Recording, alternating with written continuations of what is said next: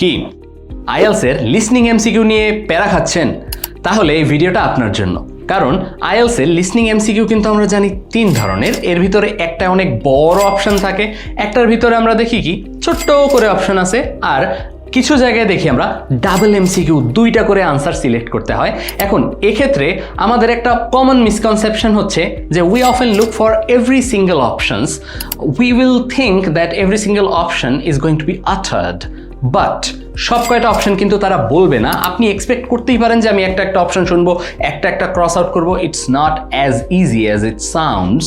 যেটা হবে সেটা হচ্ছে বড় অপশনগুলো যখন থাকবে তখন সব কয়টা অপশন কিন্তু উচ্চারিত হবে না, একটার উপরে তারা বেশি ফোকাস করে, অনেক বেশি ফোকাস করে।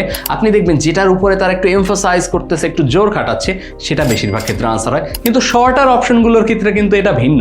শর্টার অপশন যেগুলো থাকে সেই অপশনগুলোর ক্ষেত্রে প্রত্যেকটা অপশনই তারা বলবে এবং প্যারাফ্রেজিং করবে, মানে হচ্ছে অন্য ভাষায় মিনিং সেম রেখে তারা কিন্তু এই সেম জিনিসই বলার চেষ্টা করবে। আর ডাবল এমসিকিউতে কিন্তু সব আনসারগুলো বা সব অপশনগুলো কখনোই উচ্চারিত হয় না।